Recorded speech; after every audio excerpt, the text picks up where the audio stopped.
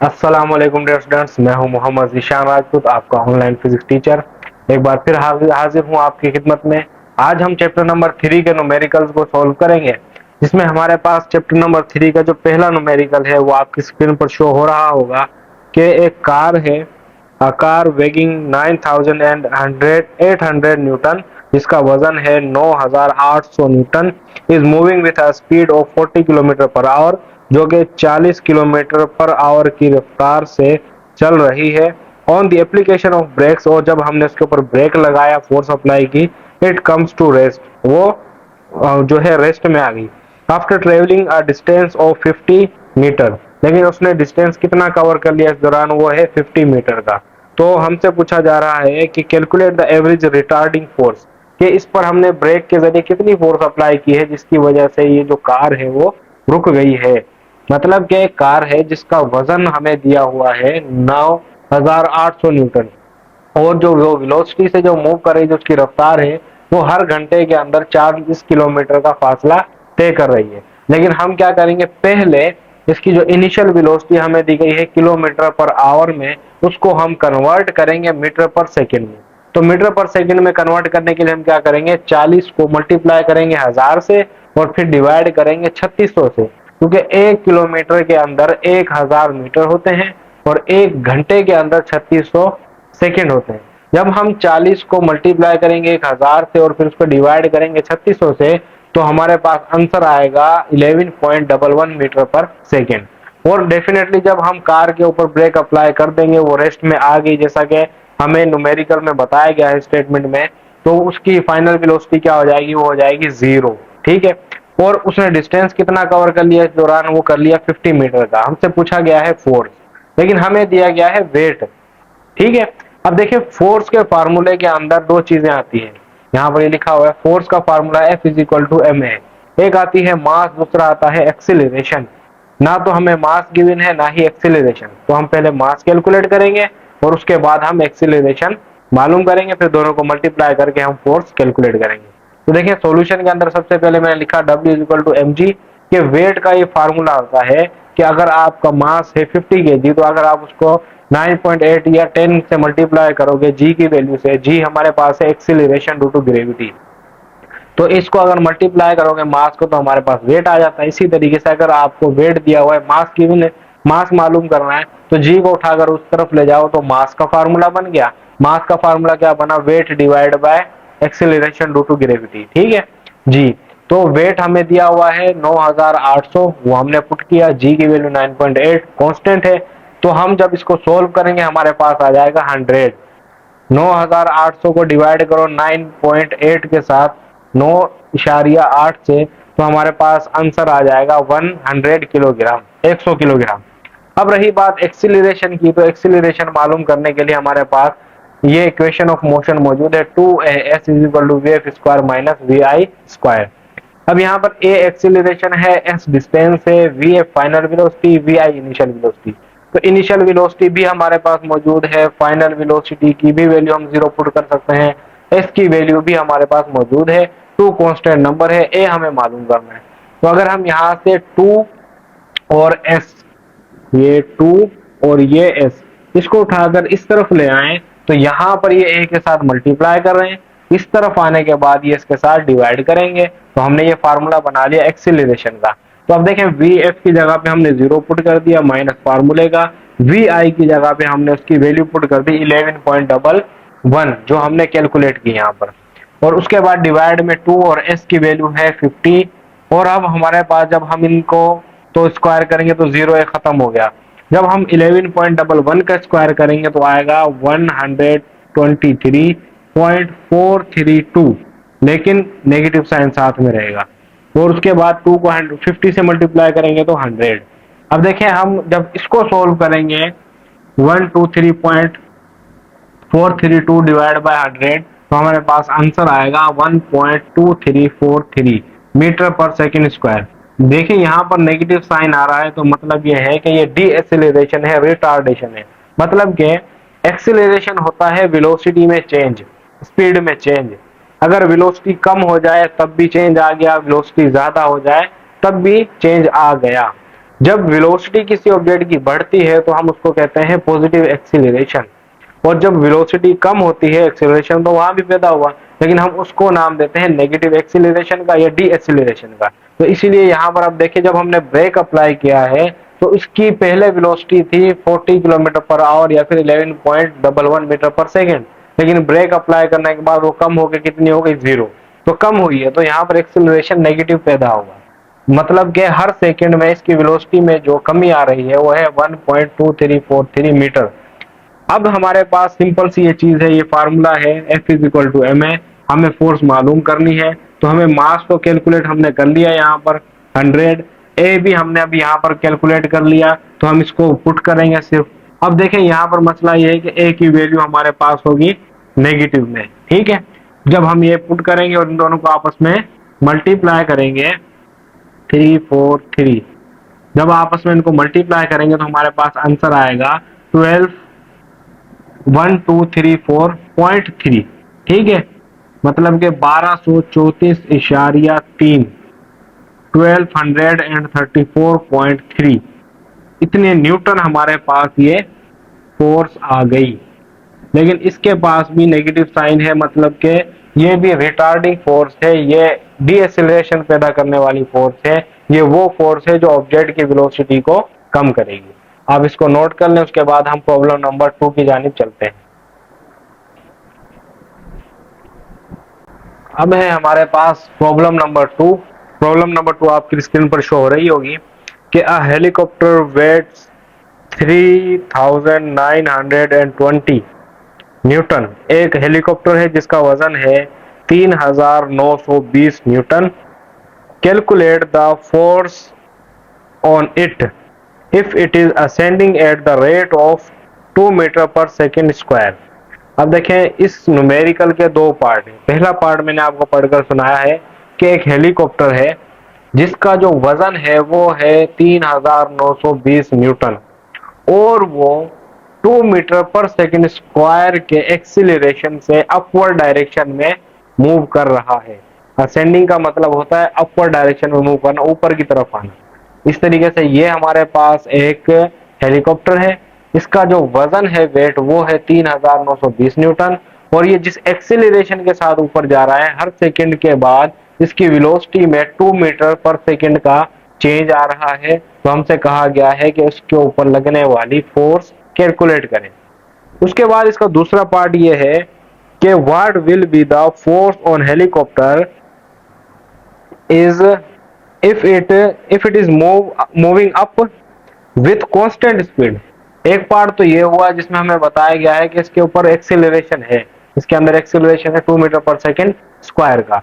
दूसरे पार्ट में कहा गया है कि फिर ये कांस्टेंट वेलोसिटी से मूव कर रहा है। जब ये कांस्टेंट वेलोसिटी से मूव करेगा फिर भी इसके ऊपर जो फोर्स लग रही है वो कैलकुलेट करके बताओ। पहले जब ये इस एक्सीलरेशन के साथ मूव कर रहा है तो इसकी फोर्स कैलकुलेट करके बताओ। तो देखिए सबसे पहले फिगर समझ लें कि एक हेलीकॉप्टर है जो अपवर्ड डायरेक्शन में मूव कर रहा है। तो हमें पता है कि अगर ये अपवर्ड डायरेक्शन में जा रहा है तो इसके ऊपर फोर्स लग रही है जिसकी वजह से अपवर्ड डायरेक्शन में जा रहा है। एक फोर्स ये आ गई एफ, लेकिन एक फोर्स इसके ऊपर कुदरत की तरफ से लग रही है नेचुरली, ग्रेविटी, जो कि इसका वेट है। वेट हम क्या कहते हैं, weight is a force by which earth attract any object towards it is centre.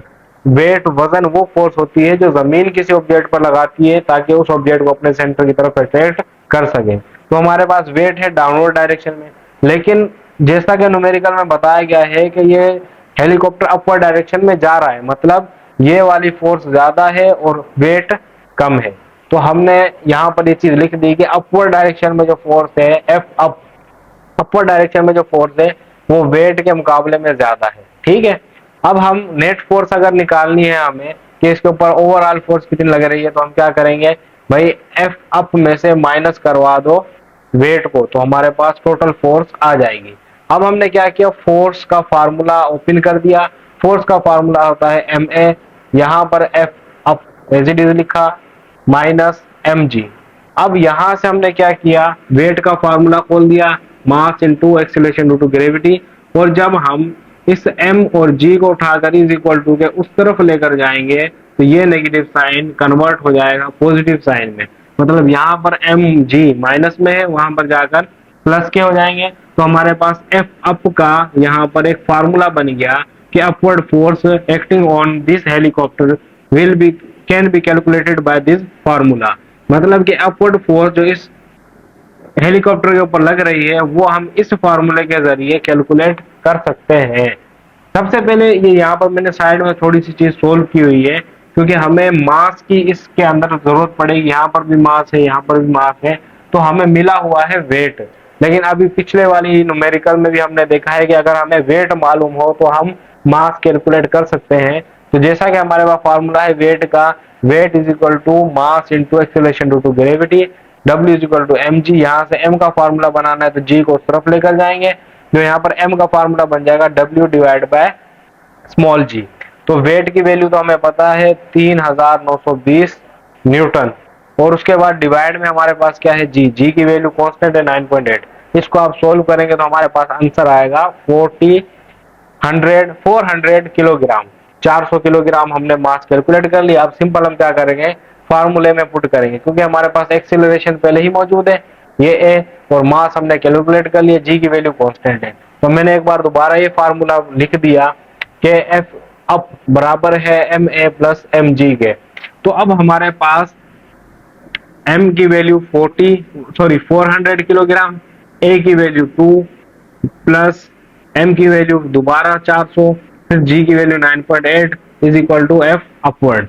जब हम 400 को 2 से मल्टीप्लाई करेंगे तो हमारे पास आंसर आएगा 800 प्लस एज इट इज आ गया 400 को हम मल्टीप्लाई करेंगे 9.8 से। देखिए यहाँ पर हमने 3920 को डिवाइड किया था 9.8 से, तो हमारे पास आंसर आया था 400 किलोग्राम।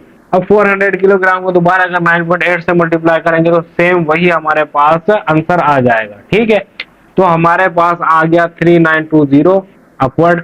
अब इन दोनों को जब हम ऐड करेंगे 800 को और 3920 को, तो हमारे पास आंसर आ जाएगा 4720, 4720 न्यूटन इसके ऊपर, इस हेलीकॉप्टर के ऊपर अपवर्ड डायरेक्शन में फोर्स लग रही है, जिस फोर्स की वजह से ये अपवर्ड डायरेक्शन में जा रहा है। तो और जब इसके अंदर एक्सेलरेशन कितना है 2 मीटर पर सेकेंड स्क्वायर का। देखिए पहले भी हमने कहा कि जो फोर्स अपवर्ड है वो वेट से ज्यादा होगी। यहाँ हमें नजर भी आ रहा है कि अपवर्ड फोर्स है 4720 न्यूटन, जबकि इसका वेट बिल्कुल, जो इसका वेट था वो था सिर्फ 3900 हमारे पास 20 किलो न्यूटन, 3920 न्यूटन इसका वेट था। लेकिन हमारे पास एफ अपवर्ड कितनी आई है 4720 न्यूटन। तो ये वाली फोर्स जो है वो ज्यादा थी, जिसकी वजह से ये अपवर्ड डायरेक्शन में मूव कर रहा था। अब हमारे पास कहा गया कि एफ अपवर्ड मालूम करो दोबारा, लेकिन इस बार एक्सीलरेशन जो है वो जीरो होगा। वो जो हेलीकॉप्टर होगा वो कांस्टेंट एक्सीलरेशन के साथ, कांस्टेंट वेलोसिटी के साथ अपवर्ड डायरेक्शन में मूव कर रहा है। तो वेलोसिटी जब कांस्टेंट हो, वेलोसिटी में चेंज ना आए, तो एक्सीलरेशन जीरो। तो इस फार्मूले में हमारे पास ए की जगह पे हम जीरो पुट करेंगे तो ये पूरी वैल्यू जीरो हो जाएगी। रह गया एम की जगह पे 400, जी की वैल्यू 9.8। 400 को 9.8 से मल्टीप्लाई करेंगे तो पहले भी हम कर चुके हैं, तो हमारे पास आंसर आएगा 3920 न्यूटन, 3920 न्यूटन अपवर्ड डायरेक्शन में इस पे फोर्स लग रही है जब ये कांस्टेंट वेलोसिटी से मूव करेगा। अगर इसकी वेलोसिटी में हर सेकंड के बाद 2 मीटर पर सेकंड का चेंज आएगा तो फिर इसके ऊपर जो फोर्स लगेगी वो होगी 4720 न्यूटन। अगर ये एक्सीलरेशन प्रोड्यूस नहीं करवाता, एक सी वेलोसिटी के साथ जाता है, कांस्टेंट वेलोसिटी के साथ जाता है, तो फिर इसके ऊपर फोर्स लगेगी 3920 न्यूटन की। ये था हमारा न्यूमेरिकल नंबर 2, ये नोट कर लीजिए। उसके बाद हम न्यूमेरिकल नंबर 3 को सोल्व करेंगे।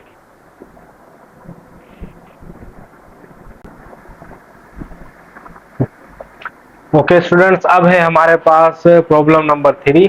प्रॉब्लम नंबर 3 के अंदर हमें, एक मिनट ये मैं रिमूव कर दूं। प्रॉब्लम नंबर 3 जो है वो आपकी स्क्रीन पर शो हो रही होगी कि 100 gram bullet is fired from a 10 kilogram gun. कह रहा है कि एक 100 ग्राम की bullet is fired from a 10 kilogram gun. एक 100 ग्राम की गोली, बुलेट, वो फायर की गई है 10 किलोग्राम की गन से with a speed of 100 metre per second. और गोली की जो स्पीड है बुलेट की वो है 100 metre per second. What is the speed of recoil of the gun? पूछा गया है कि गन को जो झटका लगेगा, रिकॉइल पीछे की जानिब गन जो झटका लगेगा उसकी वेलोसिटी कितनी होगी।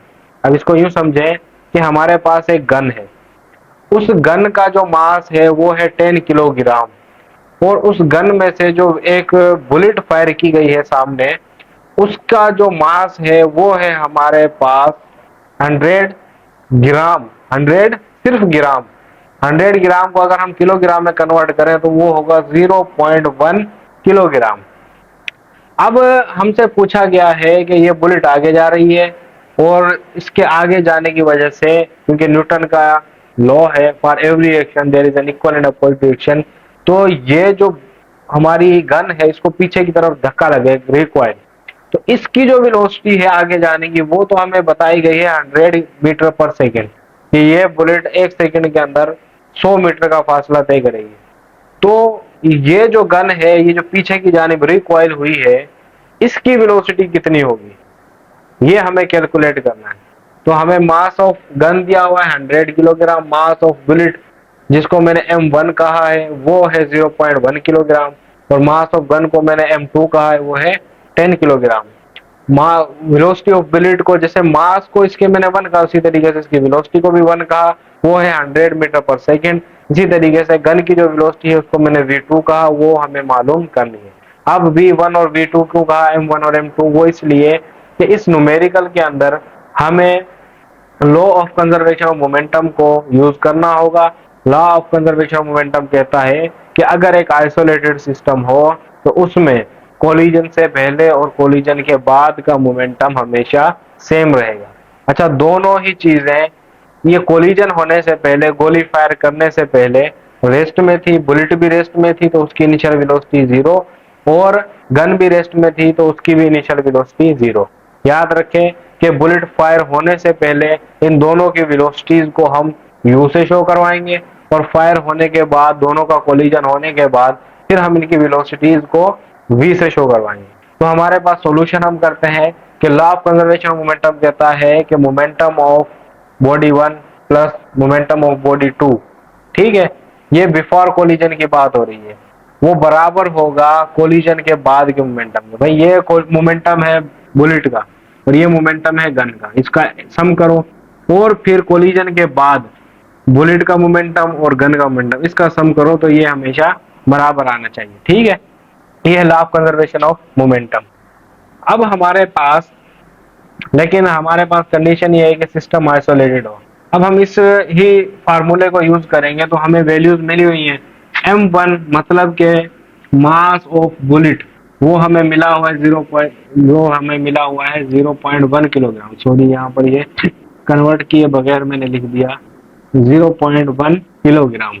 उसके बाद हमें उसको मल्टीप्लाई करना है U1 से, जो कि हमारे पास है mass velocity of bullet before collision, वो है 0, और गन की वेलोसिटी वो भी है हमारे पास 0। तो 0 से मल्टीप्लाई करेंगे तो 0 रिजल्ट ही आएगा।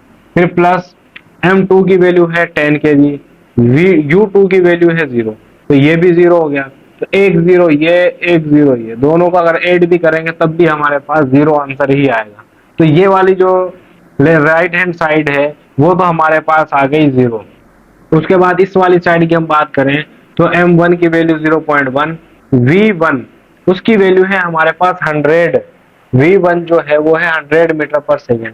तो 0.1 को अगर हम 100 से मल्टीप्लाई करेंगे तो हमारे पास आंसर आएगा 10।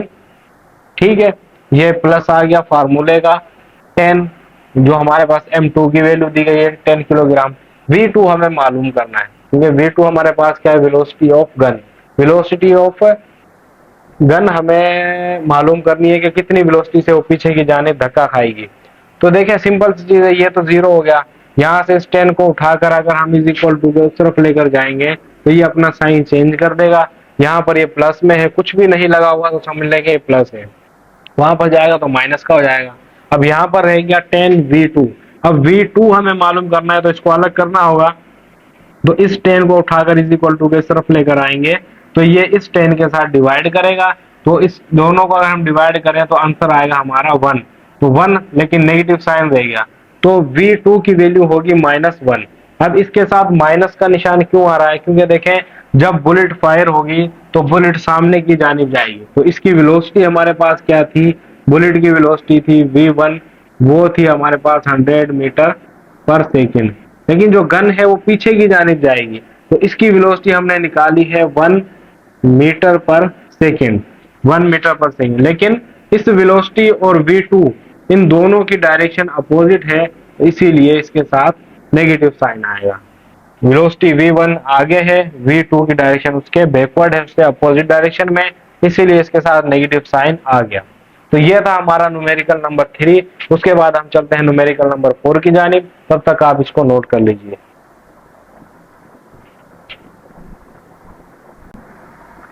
ओके स्टूडेंट्स, अब है हमारे पास प्रॉब्लम नंबर 4। प्रॉब्लम नंबर 4 में कहता है कि एक मशीन गन है, ये आपकी स्क्रीन पर शो हो रही होगी प्रॉब्लम, कि एक बुलेट है, सॉरी एक मशीन गन है जो कि हर सेकंड के अंदर 10 बुलेट फायर करती है। A machine gun fires 10 bullets per second into a target. Each bullet weighs 20 gram and had a speed of 1500 meter per second. Find the force necessary to hold the gun in position. कहा गया है कि एक machine gun है जो कि हर second के अंदर 10 गोलियां फायर करती है एक टारगेट में, और वो हर एक गोली की स्पीड जो है वो है 1500 मीटर पर सेकंड, और इन टोटल 10 की जो गोलियां हैं इनकी जो हमारे पास वजन होगा, इनका जो सॉरी वेट, जो मास होगा वो है हमारे पास 0.2 किलोग्राम। तो कहा जा रहा है कि इस गन को होल्ड करने के लिए, काबू करने के लिए कितनी फोर्स हमें अप्लाई करनी पड़ेगी। तो सबसे पहले देखें हमारे पास टोटल नंबर ऑफ बुलेट्स क्या है, कैपिटल N जो हमारे पास लिखा हुआ है, डेटा हम बना रहे हैं वो है नंबर ऑफ बुलेट्स। तो हमारे पास 10 बुलेट्स है और एक बुलेट का जो मास है वो है 20 ग्राम। अब हम मास ऑफ 10 बुलेट्स अगर कैलकुलेट करना चाहें, एक बुलेट का मास है 20 ग्राम, तो हम 10 बुलेट का अगर मास मालूम करना चाहते हैं तो हम 10 के साथ 10 के साथ उसको मल्टीप्लाई करेंगे, तो ये हमारे पास 10 बुलेट्स का जो मास होगा वो होगा 200 ग्राम। लेकिन हमें जो वैल्यू चाहिए वो चाहिए किलोग्राम में, ऐसा यूनिट में।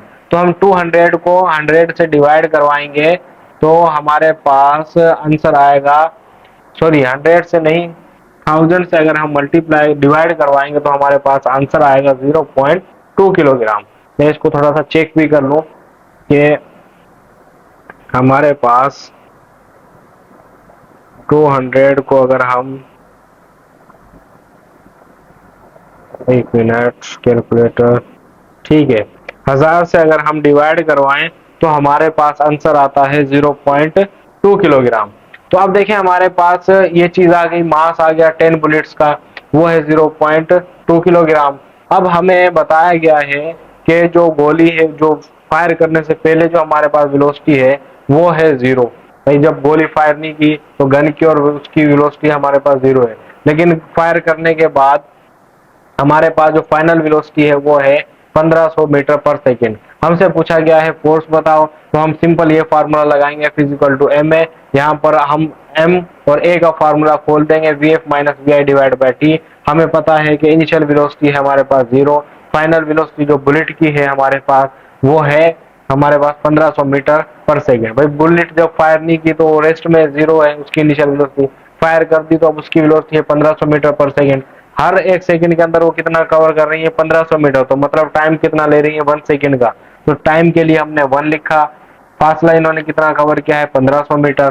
तो हमारे पास मास की वैल्यू हमने पुट कर दी 0.2। जब हमारे पास ये तो 0 है, 1500 को 1 से डिवाइड करेंगे 1500 ही आएगा। जब हम 1500 को 0.2 से मल्टीप्लाई करवाएंगे तो हमारे पास आएगा 300। तो हमारे पास ये फोर्स होगी 300 न्यूटन। अब हम चलते हैं प्रॉब्लम नंबर 5 की जानी। प्रॉब्लम नंबर 5 में हमें कहा गया है कि एक बॉक्स है जो कि ऐसे सिंपल पेंडुलम की तरह एक लटका हुआ है, किसी फिक्स सपोर्ट के साथ, रस्सी के साथ हमने इसको ऐसे लटकाया हुआ है, हैंग किया हुआ है। इसको एक बुलेट आकर हिट करती है और बुलेट इसके अंदर ही फिक्स हो जाएगी, फंस जाएगी, ठीक है। अब जब बुलेट आगे बढ़ेगी तो ये बॉक्स भी आगे बढ़ेगा, और ये बॉक्स जो है एक खास सर्टेन हाइट तक ऊपर तक चला गया, वो है 10 सेंटीमीटर। 10 सेंटीमीटर को हम डिवाइड करेंगे मीटर में बाय डिवाइडिंग इट 100। अगर हम 10 को 100 से डिवाइड करते हैं तो हमारे पास 0.1 मीटर इसकी हाइट आ गई। जब बुलेट इस बॉक्स को हिट करती है तो इसको इतना ऊपर लेकर चली जाती है। अच्छा जी, जब बुलेट आई है तो उसकी हमें क्या करना है, इनिशियल वेलोसिटी मालूम करनी है। सबसे पहले हमें ये देखना है कि ये जो बुलेट आई है ये कितनी वेलोसिटी से आई है। तो सबसे पहले हमारे पास बुलेट का मास हमें बताया गया है, वो है 50 ग्राम।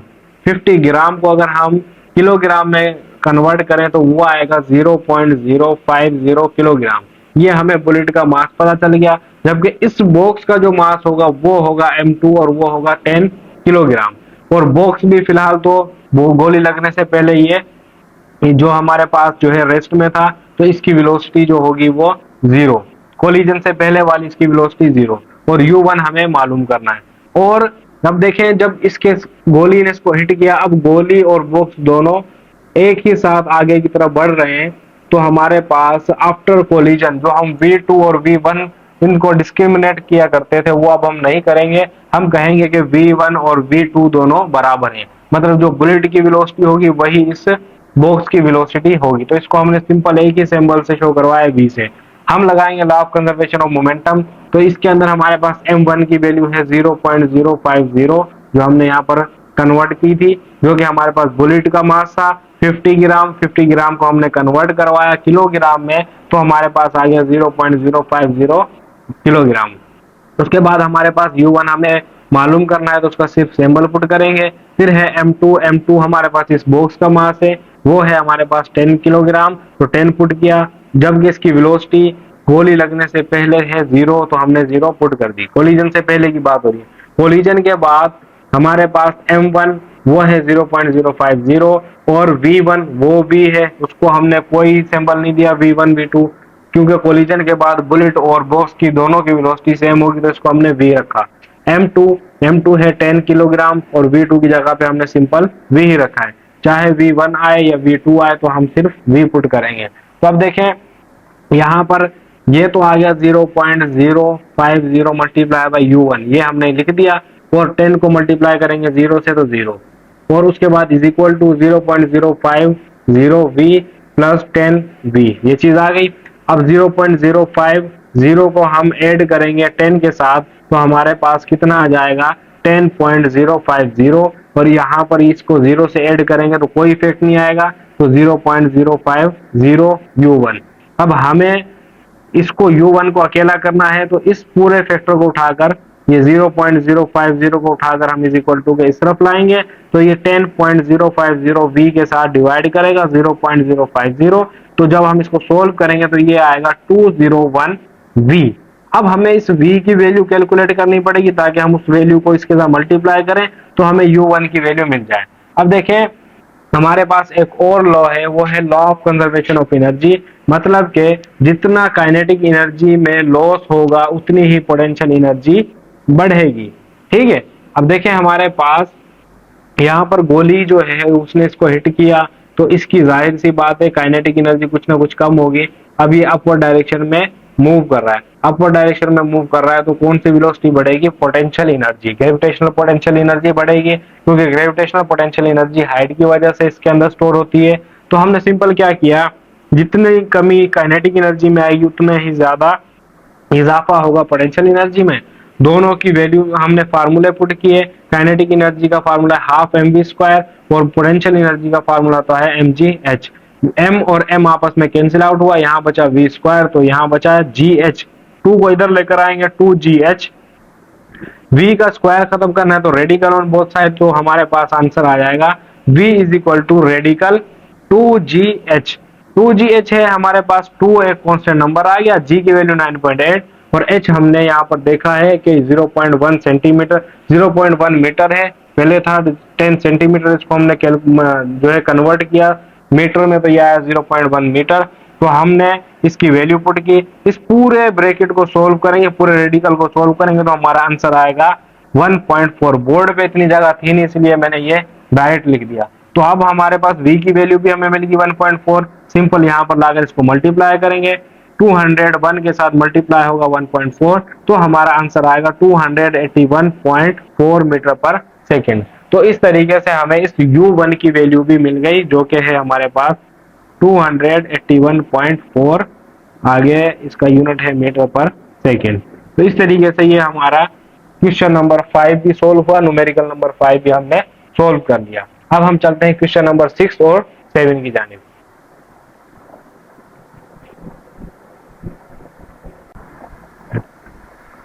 ओके स्टूडेंट्स, अब है प्रॉब्लम नंबर 6। प्रॉब्लम नंबर 6 आपकी स्क्रीन पर शो हो रही है।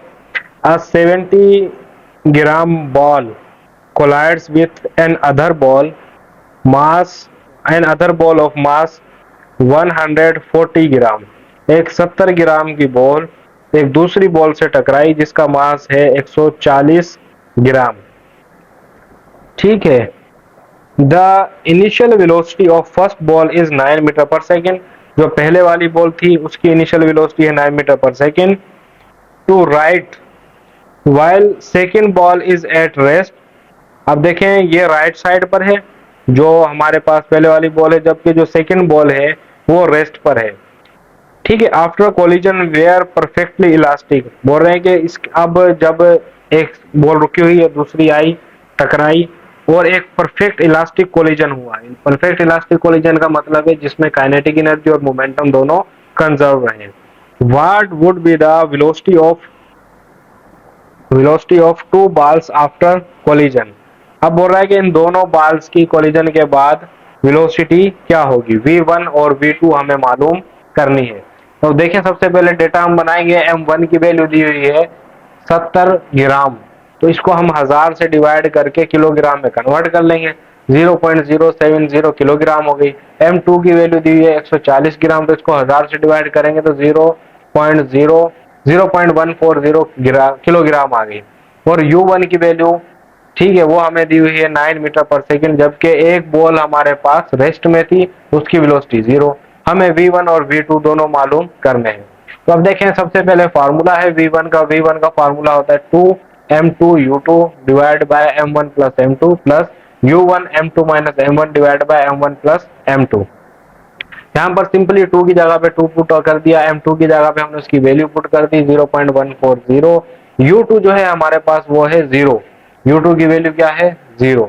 तो डिवाइड में फिर हमारे पास m1 की वैल्यू 0.070 जो हमें यहाँ पर गिवन थी, m2 की जगह पे उसकी वैल्यू 0.140। अब देखिए इस पूरे को सोल्व करेंगे हमारे पास आंसर 0 आया, क्योंकि ये ऊपर जो है ना u2 0 था, u2 0 है तो इस पूरे रकम से मल्टीप्लाई होगा तो 0 कर देगा, फिर 0 किसी भी चीज के साथ डिवाइड करे तो वो 0 होगी। फिर रह गई कहानी इस तरफ वाली +9। u1 जो है हमें कितना दिया हुआ था 9 मीटर पर सेकेंड। m2 और m1 की वैल्यू, m2 की वैल्यू 0.40 माइनस m1 की वैल्यू 0.070। ठीक है। जो 70 ग्राम था उसको हमने किलोग्राम में कन्वर्ट किया तो 0.070 0.070 आई। और नीचे इसी तरीके से इन दोनों को हमने ऐड करना है। तो जब इनको हम सब्ट्रैक्ट करेंगे तो हमारे पास आंसर आएगा -0.070। और उसके अलावा हमारे पास डिवाइड में हमारे पास जब हम इनको दोनों को ऐड करेंगे तो हमारे पास आंसर आएगा 0.21। अब 9 को हम इससे मल्टीप्लाई करेंगे तो आंसर आएगा हमारा 0.63। और उसके बाद हमारे पास डिवाइड में है 0.21। जब हम इन दोनों को डिवाइड करवाएंगे तो हमारा आंसर आएगा 3 मीटर पर सेकेंड। तो नेगेटिव साइन हमारा इनके साथ चलता आ रहा है। तो ये नेगेटिव साइन शो कर रहा है कि u1 v2 के v1 v2 के अपोजिट डायरेक्शन में होगी। अब v2 को हमें मालूम करना है तो फार्मूला हमारे पास लिखा हुआ है 2m1 u1 divide by m1 plus m2 plus u2 m2 minus m1 divide by m1 plus m2। अब देखिए हमारे पास हमने ये वाला पोर्शन उठाया हुआ है, क्योंकि इस वाले पोर्शन को हमने छोड़ दिया। तो देखिए u2 का जिक्र आ रहा है और u2 हमारे पास 0 है, तो ये पूरा जो फैक्टर है ये 0 हो जाएगा। तो इसको सोल्व करने की जरूरत नहीं है, जस्ट ये वाला पार्ट हमें सोल्व करना है। तो 2 हमने लिखा, m1 की वैल्यू 0.070 हमें मिली हुई है वो हमने पुट की, u1 की वैल्यू 9 हमें गिवन है वो हमने लिखी, फिर हमने m1 और m2 की वैल्यूज को ऐड किया। तो पहले भी हमने किया था ऐड, तो हमारे पास आया था 0.21। तो अब देखें ऊपर हमने क्या करना है 0.070 को हम मल्टीप्लाई करेंगे 9 से और 2 से तो हमारे पास आंसर आएगा 1.26। उसको डिवाइड करेंगे 0.21 से तो हमारे पास आंसर आ जाएगा 6 metre per second.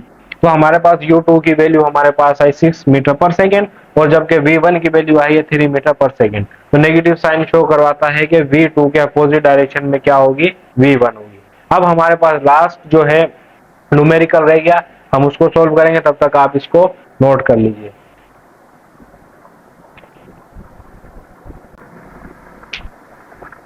Okay students, अब है हमारे पास लास्ट प्रॉब्लम, लास्ट न्यूमेरिकल जो है न्यूमेरिकल नंबर 7, जो कि आपकी स्क्रीन पर शो हो रहा है। इसमें कहा गया है कि a truck weighing 2500 kilogram 2500 kilogram and moving with a velocity of 21 metre per second. कहा गया है कि एक ट्रक है जिसका वजन जो है वो है 2500 किलोग्राम, 2500 किलोग्राम उसका वजन वेट है, और and moving with a velocity of 21 metre per second, जो कि उसकी वेलोसिटी जो है वो है 21 मीटर पर सेकेंड है। Collide with a stationary car, और ये ट्रक जाकर टकरा जाता है एक रुकी हुई कार के साथ जिसका मास है 1000 kilogram. The truck and car moves together after the impact, calculate their common velocities. अब देखें, एक कार है छोटी सी और एक बड़ा ट्रक है। ट्रक का मास है 2500 किलोग्राम जबकि कार का मास है सिर्फ 1000 किलोग्राम। जब एक बहुत ज्यादा हैवी ऑब्जेक्ट किसी लाइटर ऑब्जेक्ट से टकराएगा तो अब वो इसको चिपका कर आगे लेकर जाएगा, तो मतलब M1 और M2 दोनों की वेलोसिटी सेम होने वाली है। तो हमें इनिशियल वेलोसिटी जो दी हुई है, M1 की जो वेलोसिटी थी, ट्रक की जो वेलोसिटी थी वो थी 21 किलोग्राम, जबकि कार रेस्ट में थी तो उसकी वेलोसिटी 0, मास उसका बताया गया 1000 किलोग्राम। तो अब हमें कहा गया है कि जो कार की वेलोसिटी होगी वही ट्रक की वेलोसिटी होगी कोलिजन के बाद। तो हमने V1 और V2 को सिर्फ V से शो करवाया है। तो सिंपल हम यहाँ पर law of conservation of momentum वाला फार्मूला लगाएंगे। तो हमारे पास M1 U1 plus M2 U2, ये है हमारे पास momentum of truck before collision, और ये है हमारे पास momentum of car before collision. ये है momentum of truck after collision, और ये है momentum of car after collision. तो हमारे पास M1 की वैल्यू दी हुई है 2500, मल्टीप्लाई करेंगे 21 से क्योंकि U1 की वैल्यू है 21, प्लस M2 की वैल्यू 1000, M2 की वैल्यू 1000, और हमारे पास U2 की वैल्यू है 0। फिर M1 और V1, तो हम यहाँ पर क्या लिखेंगे, M1 की जगह पे 2500 और V1 की जगह पे सिर्फ V, प्लस M2 की जगह पे 1000 और V2 की जगह पे सिर्फ V।